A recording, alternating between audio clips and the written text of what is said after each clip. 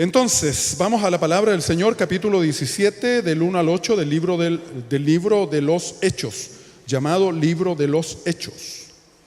Y tenemos como título para esta palabra del Señor, la iglesia de los Hechos. La iglesia de los Hechos. ¿Habrá alguien con nosotros por primera vez hoy? ¿Primera vez que está acá? ¿O segunda quizás? ¿Puede ser? Aquí, ¿usted? ¿Primera vez? Segunda, excelente, mire qué bueno.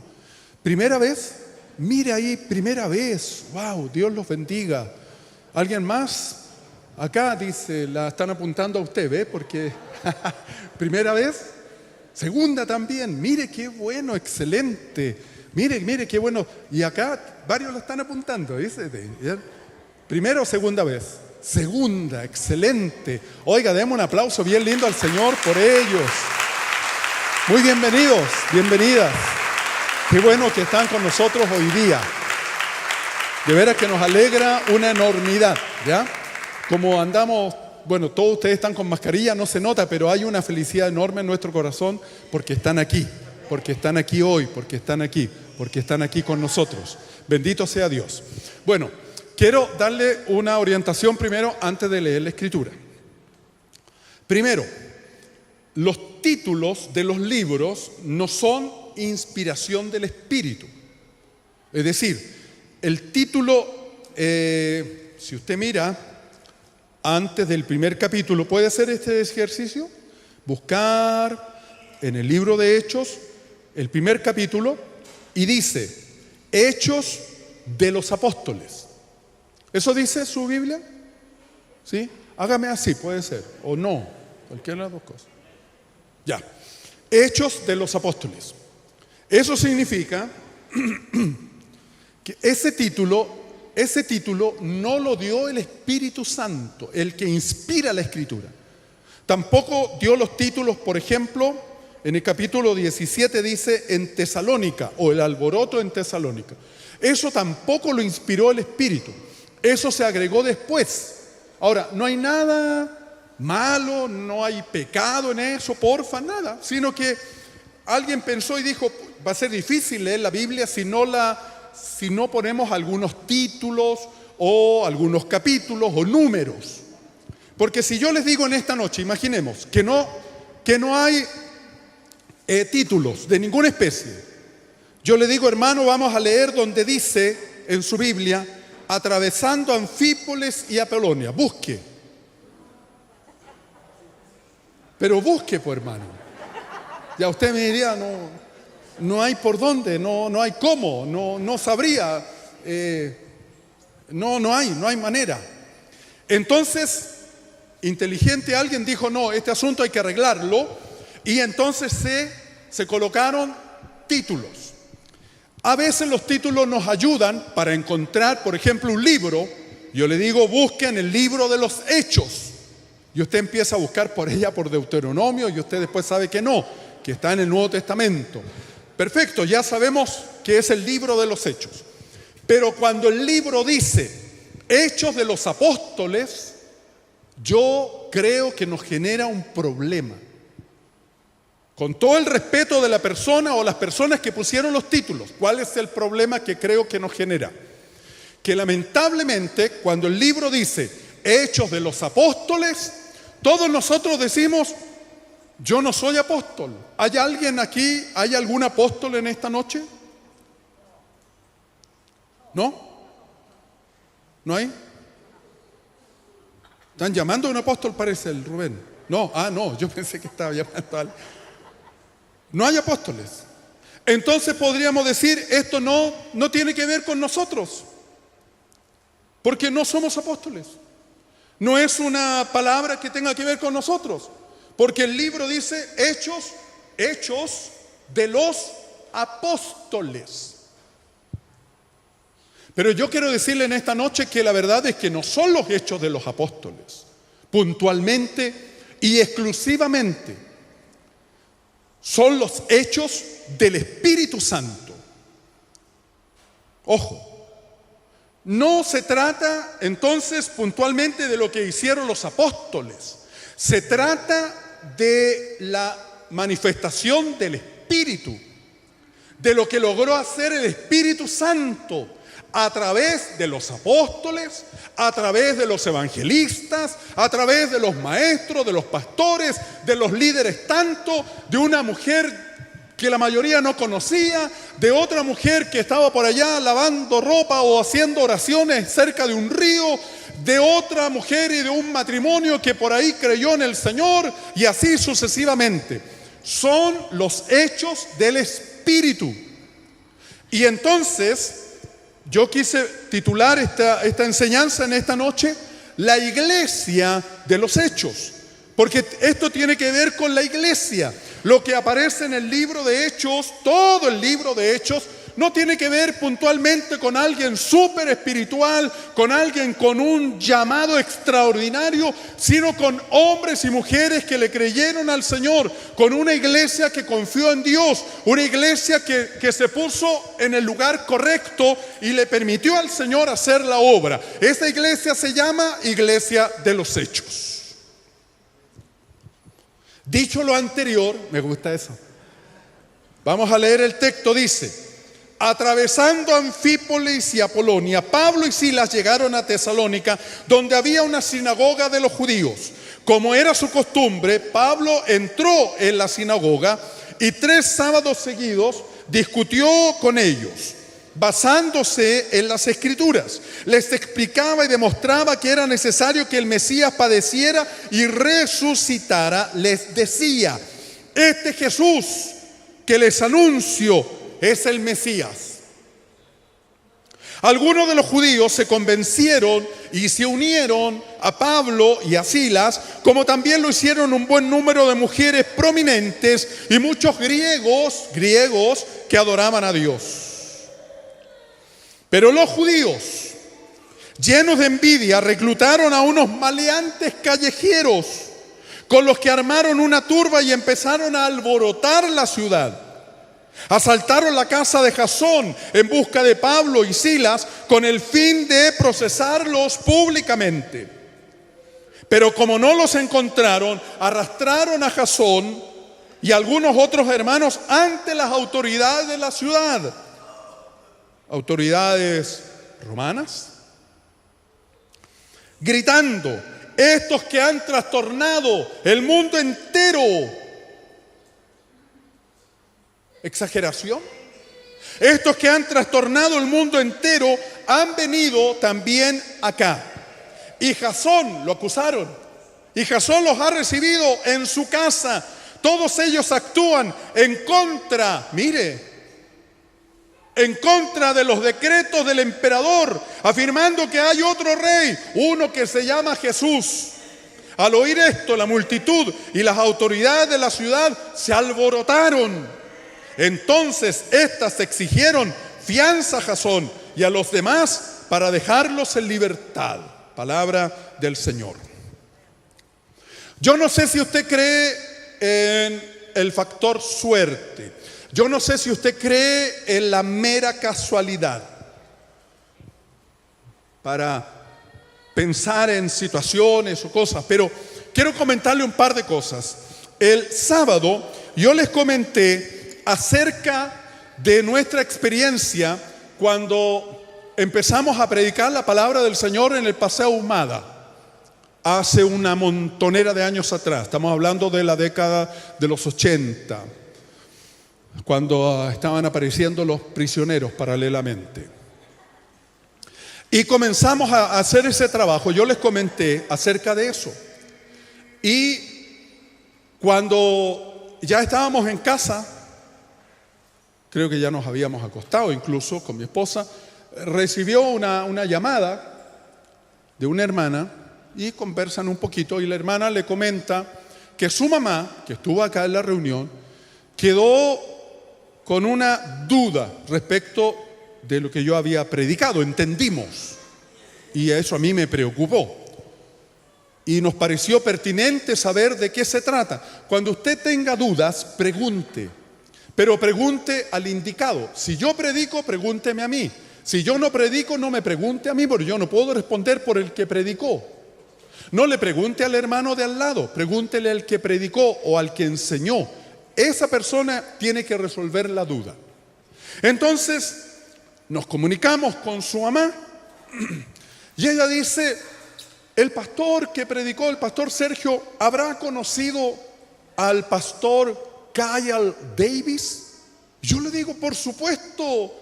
Si cuando llegamos a la iglesia, él hacía poquito que había ya entregado el pastorado al pastor siguiente. Entonces ella dijo: tiene que haber conocido al pastor David Carrera. Lógico, trabajábamos con él. De hecho, fuimos compañeros de instituto con el pastor Carrera, que a veces sale ahí en Radio Armonía.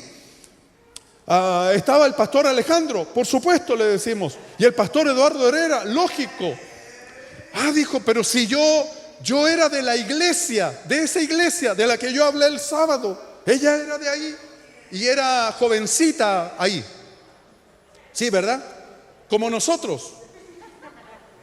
¿Usted no cree que alguna vez fuimos jovencitos? Si todos fuimos jovencitos, ¿por qué se ríe? ¿O usted nunca fue jovencita? ¿O jovencito? Con cariño. ¿Sí? Pero lógico, ¿por qué se ríe si fuimos jovencitos alguna vez? Nunca, no toda la vida tuve canas. Y aún más le digo, cuando yo era niño era rubio y tenía los ojos azules. Salía mi abuelita. No sé qué pasó después, pero... Entonces empezamos a conversar con la hermana, su mami, ¿verdad? Su mamá. Y ella nos dice, pero si el pastor Davis a mí me casó, así fue, ¿verdad? Y se casó bien joven ella, bien joven.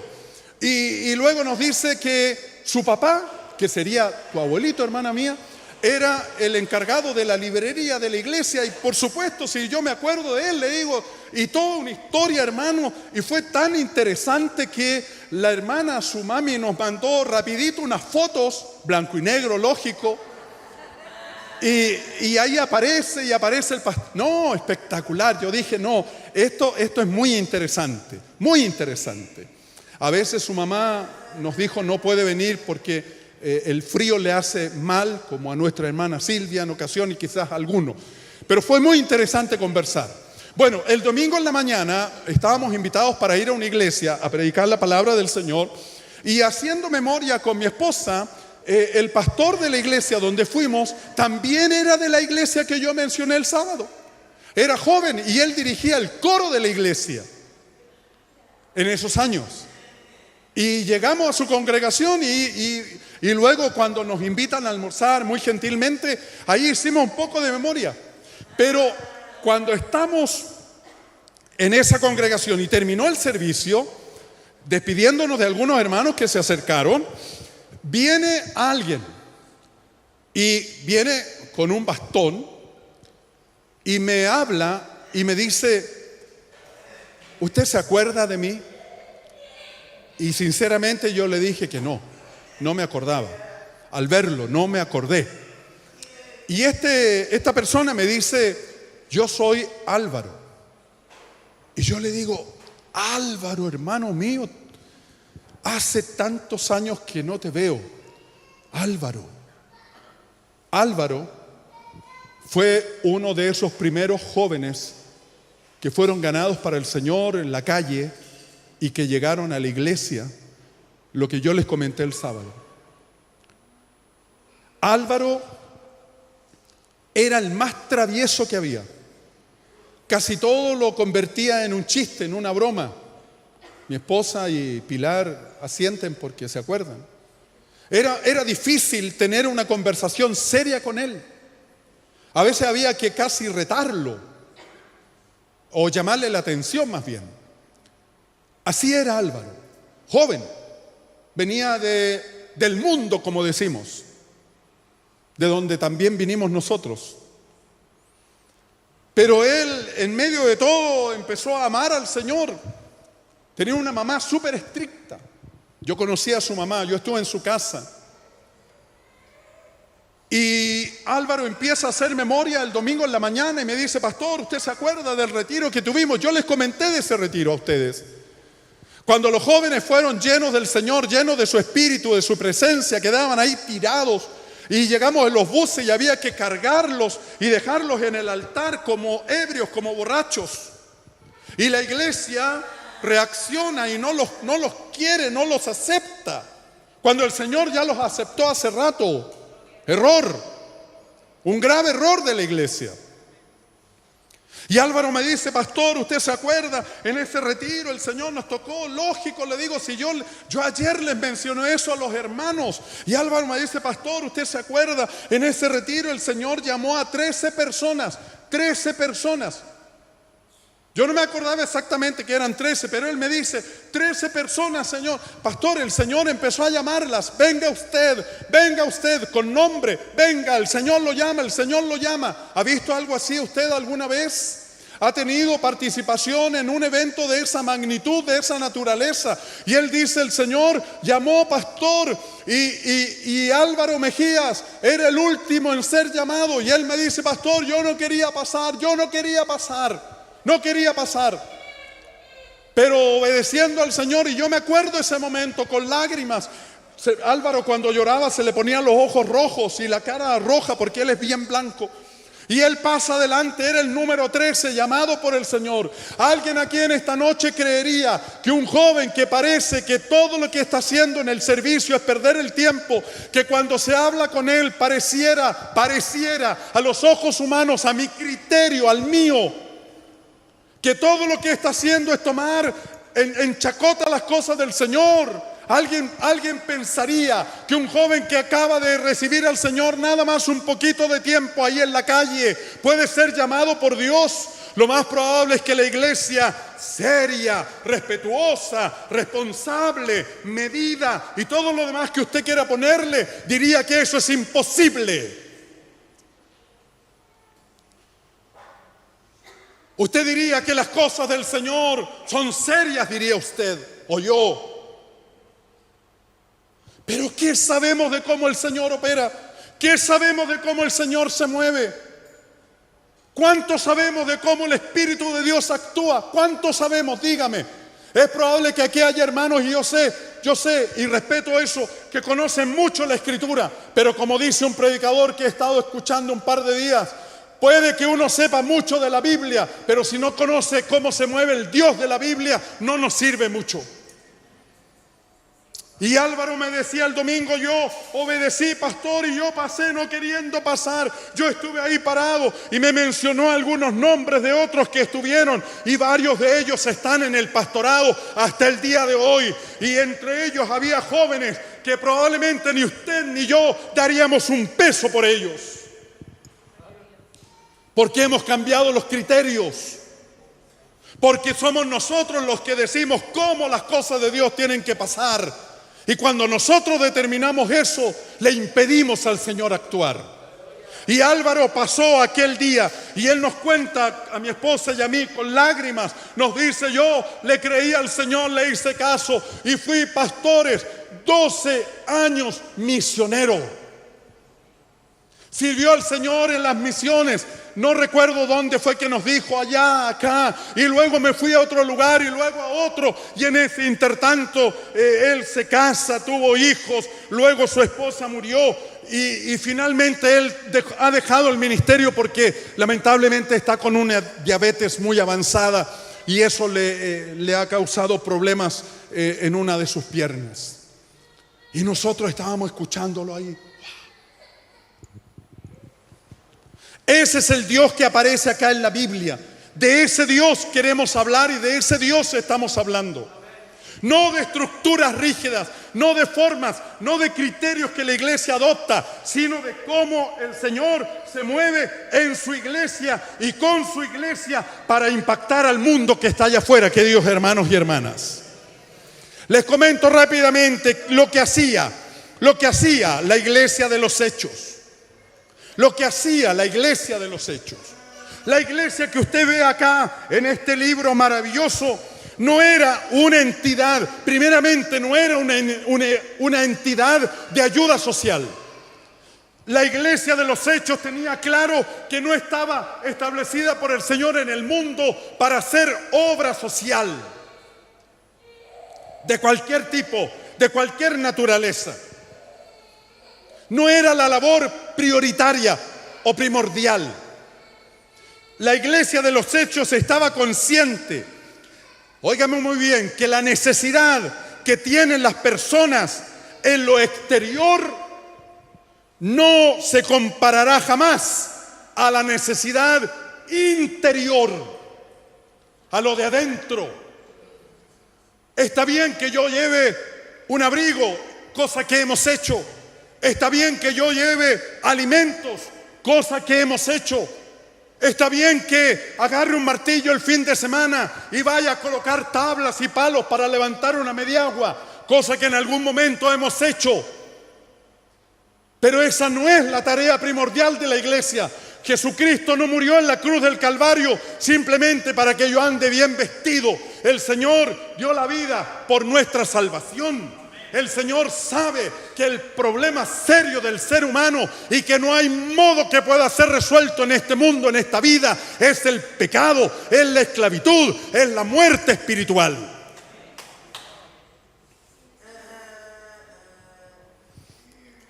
Pedro, si usted recuerda, al comienzo de este mismo libro se lo dijo al doblemente necesitado, a un tipo que era mendigo y a la vez lisiado, en Hechos 3:6. La respuesta para ese hombre no era dinero. Pedro sabía que con dinero el tema no se resolvía.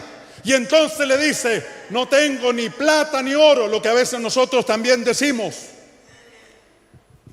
No tengo ni plata ni oro, dijo Pedro, pero lo que tengo te doy, lo que tengo te doy. Y le dijo, en el nombre de Jesucristo, bendito sea Dios, en el nombre de Jesucristo, levántate y anda. Esa era la gran necesidad. Y Pedro, movido por el Espíritu del Señor, estaba ahí para ayudar. Bendito sea Dios. Anunciar, ¿qué era lo que hacía la iglesia de los Hechos? Anunciar, diga conmigo, anunciar, compartir claramente y con sencillez el poderoso evangelio de Jesús. Eso hacía la iglesia, compartir el evangelio de Jesús en forma clara y sencilla. No había gente dotada de grandes estudios, no había eruditos de la Biblia, de hecho ni siquiera había Biblia en esa época. No había gente letrada. Por favor, querida hermana, recuerde, eran hombres sin educación. Perdone la expresión, pero eso dice la Escritura, vulgares. Eran gente vulgar. No sé si alguien aquí se autocalificaría como tal. Parece que la palabra es muy fuerte, ¿verdad? Pero eso eran, gente vulgar. Esa fue la gente que el Señor llamó, y los llamó estando en la misma condición que estábamos usted y yo, que no se nos olvide. El Señor los llamó del mismo lugar de donde nos llamó a nosotros y los preparó como de alguna manera el Espíritu de Dios nos ha preparado, los capacitó como de alguna forma el poder de Dios nos ha capacitado, e hicieron lo que todavía no hacemos: compartir en forma sencilla, clara, el Evangelio de Jesús, basado, dice la Escritura, en las propias palabras del Señor, basado en las Escrituras. ¿Qué hacía la iglesia de los Hechos? Diga conmigo, o después de mí, compartir. ¿Compartir qué? El mensaje de Dios. Compartir el mensaje del Señor, consciente de que la muerte y resurrección de Cristo eran absolutamente necesarias. Eso dice el texto. Ellos compartieron la muerte del Señor con una conciencia, pero a cabalidad absolutamente clara, de que la muerte del Señor era una necesidad. La resurrección de Cristo una necesidad. Porque la palabra dice que si el Señor no murió por nosotros, nosotros estamos en pecado. Y la palabra dice que si el Señor no resucitó, entonces no hay modo de que nosotros podamos ser salvos. Esa claridad la tenía la iglesia de los Hechos, y predicaba la palabra con esa claridad. Qué tremendo. Yo lo encuentro lo tremendo. Cabe entonces preguntarnos en esta noche, ¿consideramos hoy que la muerte y resurrección del Señor siguen siendo necesarias? ¿Cree usted que hay necesidad de tener clara la muerte del Señor y su resurrección? ¿Cree usted que es absolutamente necesario que el Señor haya muerto en la cruz del Calvario? ¿Cree usted que es absolutamente necesario que el Señor haya resucitado? Y si es necesario, ¿por qué callamos? Yo puedo compartir con más facilidad acerca de cosas que no son necesarias. Recomiendo películas, recomiendo teleseries, recomiendo un médico, recomiendo un alimento, un lugar donde comprar una rica comida. Recomiendo donde venden repuestos baratos para mi vehículo. Recomiendo un colegio. Recomiendo un alimento que está haciendo furor para sanar. Recomiendo tal hierba para hacer aguas de hierba. Hay que ser muy claro, sobre todo en estos tiempos. Y recomiendo. Y lo que digo que es absolutamente necesario está bien escondido en mi corazón. Y sobre eso no hablo. Algo no está funcionando bien. Lo que la iglesia de los Hechos provocaba. Y va a ser bueno pensar en relación con la iglesia actual. Lo que la iglesia provocaba. La llegada del Evangelio a un lugar. La llegada de hombres de Dios o mujeres de Dios, dice clarito el texto, alborotaba. No pasaba esto desapercibido. La iglesia llegaba a un lugar y en ese lugar algo tenía que pasar. Un alboroto, señores. Un alboroto. Lo del Señor, su palabra, su mensaje lleno de poder, no pasaban desapercibidos.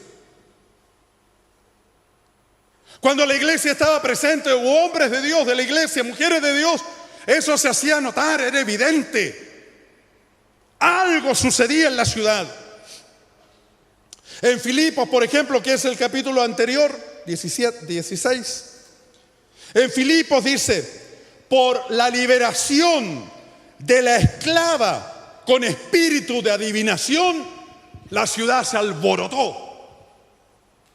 Pablo y Silas iban por la ciudad, haga memoria, y va atrás una muchacha que la palabra luego dice que tiene espíritu de adivinación, y ella dice, estos son siervos del Dios Altísimo. Cualquiera de nosotros diría, está bien, está bueno, con esa publicidad tocamos la ciudad. No, pues no está bueno, porque viene de adivinación. Y esa muchacha era esclava.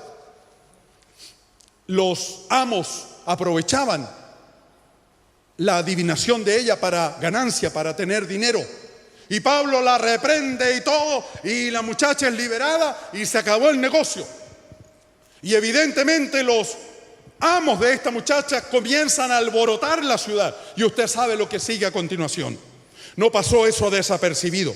En Tesalónica, donde leímos esta noche, capítulo 17, por la envidia, dice la Escritura, a causa de la buena reputación del Evangelio. Envidia. Cuando algunos tipos religiosos ven que al apóstol Pablo y a su compañero le está yendo bien, que la gente está creyendo, que la gente está confiando, cuando ellos se dan cuenta que las cosas están resultando, que algunos que tenían un tipo de fe, un modo de ver las cosas, están experimentando cambios, cuando está viniendo gente de ese sector acá y de ese sector acá, entonces despertó el celo de los religiosos, Qué terrible. Y entonces alborotaron la ciudad. La alborotaron. Qué terrible. No pasó desapercibida la predicación de Pablo y Silas. Lo que la iglesia provocaba. ¿Qué provocaba? Fuerte oposición. Fuerte oposición. Me detengo un minuto acá nada más para decir lo siguiente. Hoy día hay una preocupación enorme, pienso que es desmedida, por lo que pueda suceder con la iglesia en relación con una nueva constitución. Yo pienso que hay mucha gente que está asustada y que dice: nos van a quitar esto, nos van a quitar lo otro, nos van a impedir reunirnos, nos van a quitar los templos. No sé de dónde sale eso. Otros dicen: no nos van a dejar. Ha corrido cuestiones mentirosas en realidad que dicen que en algunos lugares del mundo se está impidiendo predicar el evangelio, bla, bla, bla. Y la verdad es que hay mentira y verdad. Más mentira que verdad. Que se lo van a llevar preso si lo ven predicando, que si la gente se reúne y no tiene permiso lo van a detener, bla, bla, bla. ¿Qué provocaba la iglesia? Oposición, queridos hermanos. Si por alguna razón el gobierno, cualquiera que sea, el sistema político que opere o que esté en el poder, cualquiera que sea, nos da garantías, nos abre puertas, nos invita al Palacio de la Moneda permanentemente, nos nombra esto, nos nombra para aquello, nos pasa terrenos para edificar templos y todo. Cuando eso suceda, por favor, preocúpese, porque algo no está pasando con la iglesia, algo no está ocurriendo con la iglesia. Yo quiero decirle en esta noche, el Señor estableció su iglesia, y cuando el Señor estableció su iglesia, la oposición se vino sobre ella de inmediato. La iglesia genera oposición. Cuando la iglesia deja de generar oposición, algo no está haciendo bien la iglesia, algo no está funcionando con la iglesia. A ver, lo digo de otra forma. Si usted agarra dos cables que están enchufados a la corriente, toma esos dos cables, tiene que darle la corriente, tiene que sacudirlo, tiene que molestarle o dolerle, es probable que le queme, pero tiene que provocar algo, quizás un shock, un golpe, algo tiene que pasar.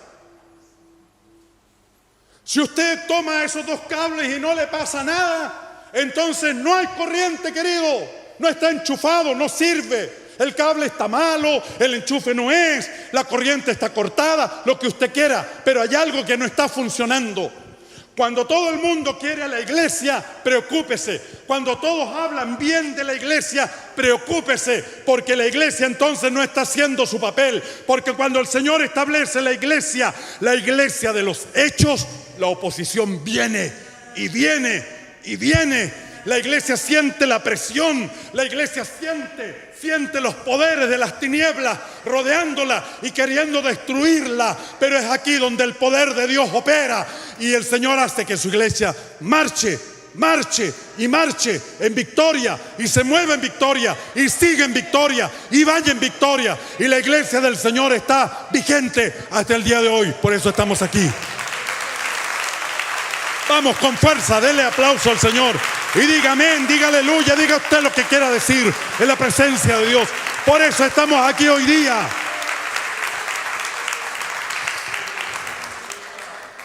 Mire, haga así a su izquierda. Izquierda, ¿no? Sí, izquierda. Haga así a su izquierda. A su izquierda.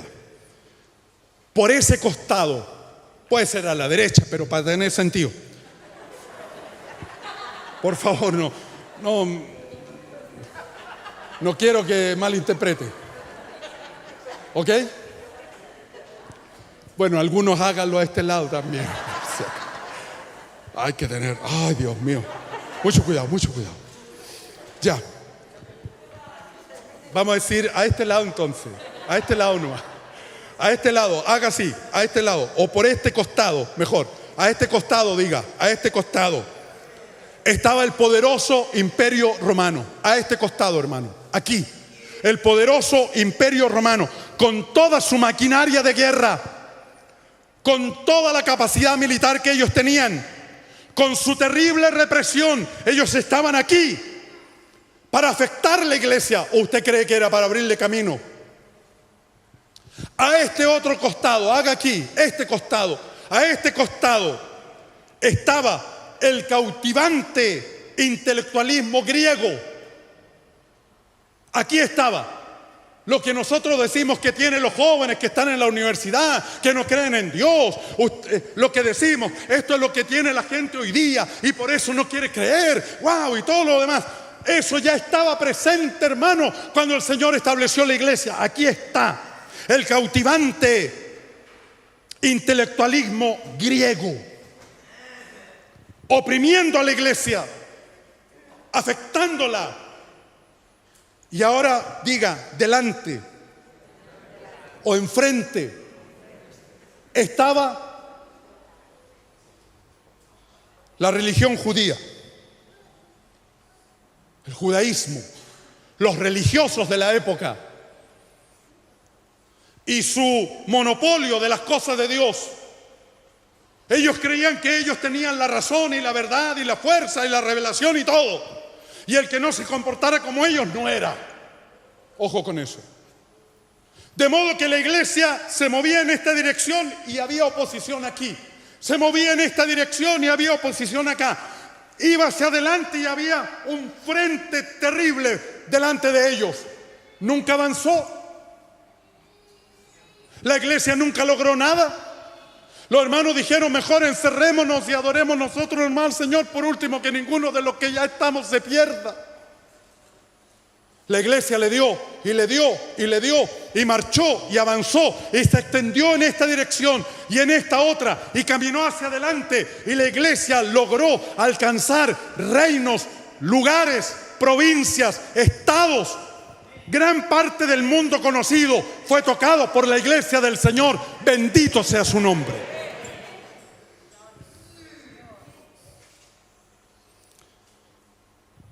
Todo el mundo conocido fue tocado con el evangelio del Señor por el trabajo y el esfuerzo de hombres y mujeres llenos de poder, de unción, de visión y pasión. Eso mismo está aquí, hermanos. No hay nada que ellos hayan tenido que usted pueda decir en esta noche, yo jamás puedo tener. No hay nada de lo que esta iglesia tenía que en esta noche usted diga, pero nosotros con ese recurso no contamos. Eso no es verdad. Todo lo que aparece en el libro de los Hechos está disponible hasta hoy. Bendito sea el nombre del Señor. Está disponible hasta hoy. Si alguien lo cree, diga un buen amén conmigo. ¿Qué fue lo que la iglesia provocaba? Trastornar el mundo entero. Trastornar el mundo entero. En otras palabras, y disculpen que sea tan coloquial el término, pero así es. La iglesia de los Hechos puso al mundo entero patas para arriba o patas arriba. Esa es la expresión así, lógica o clave. Eso fue lo que hizo la iglesia, poner al mundo patas arriba. La iglesia, hombres comunes, hombres corrientes, que le creyeron al Señor, que hicieron su trabajo, que se apasionaron por las cosas de Dios, trastornaron al mundo entero. Eso significa volver una cosa de abajo arriba o de un lado a otro, de abajo arriba o de un lado a otro. Confundir. La predicación del evangelio dejaba a la gente en jaque. ¿Eso hacemos hoy?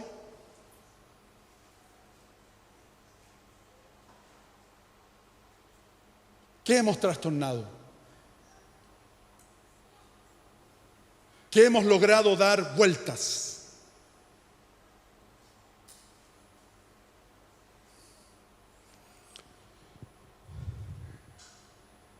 Alterar el sentido de las cosas, eso es trastornar.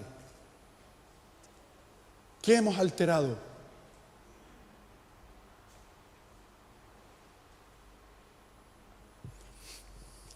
¿Qué hizo o qué era lo que la iglesia provocaba? Termino con eso, pueden venir el equipo de alabanza.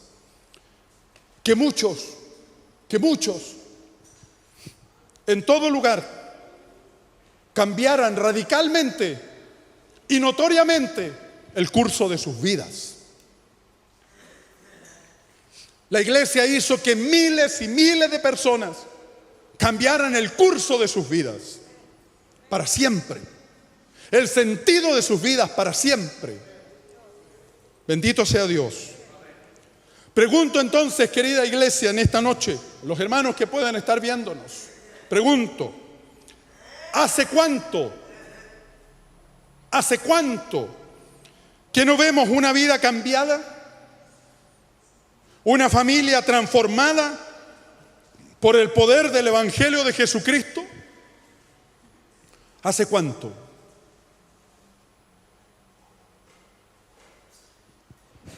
¿Puede usted recordar cuándo fue la última vez que vio a una persona derramar lágrimas de arrepentimiento viniendo a los pies de Jesús? ¿Hace cuánto que no vemos eso? Y la pregunta clave es, ¿y le preocupa? ¿Le incomoda? ¿O estamos tan bien ya? ¿O estamos tan conformes ya? Que pase lo que pase allá afuera, no nos toca, no nos llega.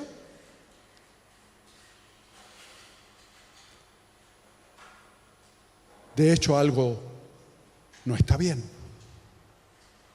Y usted lo sabe, como yo.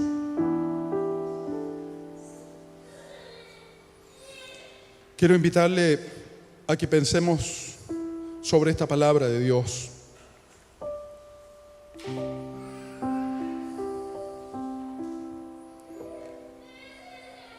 Meditémosla.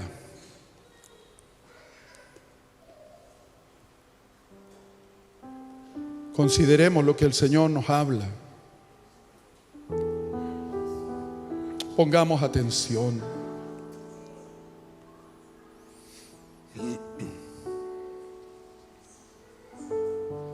Perdóneme que recurra de nuevo al mismo ejemplo que hemos usado estos 2 fines de semana. Cuando el pastor Eduardo Herrera avisa en la congregación que él va a empezar a predicar en el Paseo Humada el Evangelio de Cristo, la multitud de la iglesia, que ya en ese tiempo eran como 400, 500 hermanos o algo parecido, dijeron: amén, bendito sea Dios, esperábamos este momento. Nada, hermano, nada. Él invitó: vengan, acompáñennos, vamos, prediquemos a Jesús. Nada.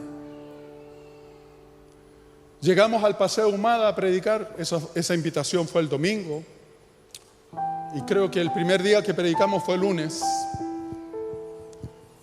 Llegó un ancianito parapléjico, tenía la mitad del cuerpo paralizado y andaba con un bastón, un ancianito. Y como no podía caminar bien, lo acompañaba su nieto, un niñito. Él llegó. Llegó un muchacho, jovencito, que podía tocar un poco la guitarra. No era un guitarrista profesional, nada. Podía tocar un poco la guitarra acústica. Estaba el pastor Eduardo, ¿y quién le habla? Nadie más. ¿Y la iglesia dónde está? y los que decimos que amamos al Señor y queremos ver al mundo salvado. No había nadie más. Y nos paramos en medio del Paseo Ahumada, a la altura del 40, no digo la tienda porque no nos pagan publicidad. En medio del gentío que andaba en Ahumada, yo le digo, me tiritaban, como dice uno, las cañuelas. En serio, el corazón lo tenía por aquí. Eduardo, el ancianito con su nieto, el chico de la guitarra y yo. Yo le digo, yo no sé qué cantamos, no sé qué hicimos, no sé si tengo un bloqueo mental, no sé qué. Fue tan impactante para mal, digamos, porque nadie nos vio, nadie nos escuchó, no existíamos. Era un gentío de gente y ahí habían 5 pelagatos tratando de hacer algo. Pero ahí estuvimos. Y al siguiente día ya se añadió uno más. Y débilmente se agregó otro. Y entonces ocurrió lo que deseábamos. Se lanzó la palabra, el evangelio bendito del Señor. Y alguien tímidamente levanta su mano en plena calle Ahumada, en el Paseo Ahumada, y dice: yo necesito a Jesús. Y fue el primero que ganamos. Pero ese primero trajo a un segundo y a un tercero. Y la iglesia creció prácticamente al doble en poco tiempo. Y hubo que hacerle balcones. Y hubo que arreglar el balcón que tenía arriba, que es parecido al que tenemos nosotros, porque no cabía la hermandad. Después de predicar tanto tiempo en Ahumada, creo que lo hacen hasta el día de hoy. Sin duda algo tenemos que hacer. Si usted piensa que está ok, que está todo bien, que no hay más nada, no hay que simplemente esperar, está bien. Es su manera de pensar. Vea si aparece así en la Escritura. Pero si esto a usted le preocupa y considerando la palabra del Señor, usted piensa que esto tenemos que cambiarlo, que el Señor nos ha llamado para hacer una obra maravillosa, a usted, no al otro, que es fácil decir que el Señor llamó al otro, el tema es a mí. Yo le invito, póngase en pie. Si está convencido de lo primero, puede quedar sentado, tiene que asumir usted, tiene que asumir. Pero si usted piensa que efectivamente esto tiene que tener un cambio, y el cambio soy yo, el cambio está en mí, porque yo soy la iglesia, usted es la iglesia,